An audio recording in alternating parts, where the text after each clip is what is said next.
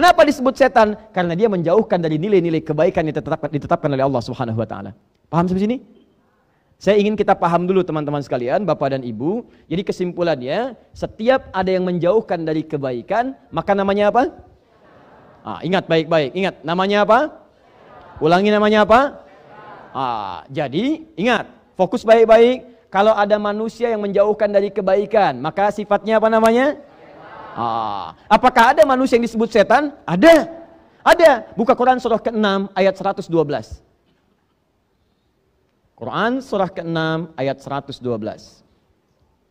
Fokus baik-baik. Al-An'am ayat 112, paling kiri sebelah atas. Ya. Awal juz yang ke-8. Wa kadzalika ja'alna likulli nabiyyin aduwwa syayatinal insi wal jin. Yuhi ba'dhum ila ba'dhin zukhrufal qawli ghurura. Ada ayatnya? Demikianlah kami tetapkan, kami jadikan bagi setiap nabi itu punya musuh. Siapa musuhnya? Golongan-golongan setan. Apa yang dimaksud setan? Tadi saya kembalikan, yang menjauhkan dari nilai-nilai kebaikan. Saya tanya pada Bapak dan Ibu, maaf ya, saya tanya dulu sebentar. Kalau Nabi ngajak pada kebaikan atau keburukan? Pasti baik. Ayo sholat, ayo berkata yang baik, ayo jujur, ayo tawadhu, rendah hati, ayo terapkan nilai kebaikan dalam kehidupan masyarakat, jauhkan dari korupsi, jauhkan dari dusta, jauhkan dari fahsya, jauhkan dari yang kotor, semua baik. Cuma dia punya lawan, lawannya disebut dengan setan. Kenapa disebut setan? Karena saat Nabi mengajak pada yang baik, dia mengajak pada yang buruk. Gak benar itu, korupsi aja yuk korupsi.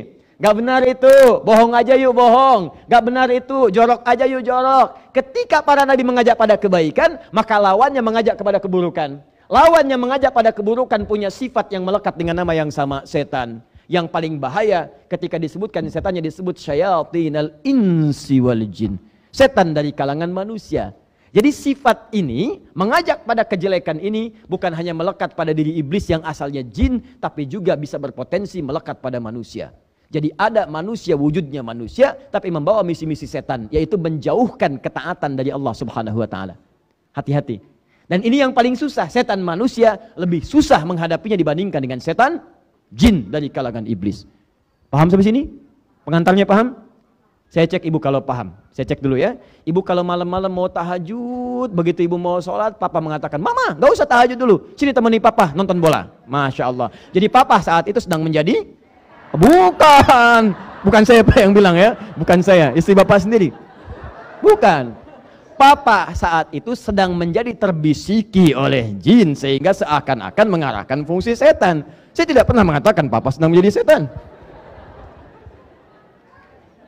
Hati-hati ya, hati-hati. Jangan salah menyimpulkan sekarang, banyak pernyataan-pernyataan yang kalau dikaji dari ilmu mantik, premisnya salah. Sehingga kesimpulannya tidak tepat. Awas, atau ada yang premisnya benar, cuman kesimpulannya salah. Premis itu pengantarnya, 1, 2 benar, kesimpulan salah. Contoh paling gampang begini. Ya, antum nama siapa? Agung. Lihat sini. Agung suka pisang. Monyet suka pisang. Ya, saya ulang. Agung suka pisang. Monyet suka pisang, maka Agung sama dengan, tuh kan salah kan kesimpulannya. Salah kesimpulannya. Maka Agung sama-sama suka pisang, gitu. Kalau antum katakan Agung sama dengan monyet, antum yang salah.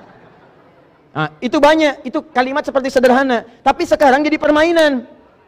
Pilih mana, muslim yang koruptor atau non muslim yang jujur, tuh. Kelihatannya benar, tapi dahsyat pengaruhnya. Itu premisnya salah. Dalam ilmu mantik keliru, pilih mana muslim yang koruptor atau non muslim yang jujur.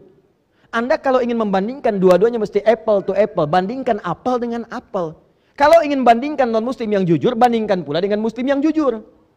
Yang tidak jujur bandingkan dengan yang tidak jujur lagi sehingga seimbang perbandingannya. Apa tidak ada 200 juta lebih di Indonesia muslim yang jujur? Tuh, kalimat seperti itu kelihatan sederhana tapi dahsyat itu, pengaruhnya luar biasa. Nanti ada ayatnya di Quran surah ke-2 Al-Baqarah ayat 204, paling kiri sebelah atas. Hati-hati, kata Al-Quran ada orang-orang ketika bicara, kata-katanya begitu menarik, retorikanya begitu cantik, tapi maksudnya itu menjerumuskan Anda pada keburukan. Wa minan nasi may yu'jibuka qawluhu fil hayatid dunya wa yashhadullaha ala ma fi qalbihi wa huwa aladul khisam. Ada di antara orang-orang kata-katanya begitu bagus, kadang-kadang membawa nama Allah, ya, Masya Allah, semua agama sama, menuju pada Tuhan yang sama, cuman caranya beda-beda, ayatnya diambil, ini Al-Baqarah, ayat 62, dipotong ayatnya. Seakan-akan semuanya benar, padahal dia musuh yang paling nyata. Agung?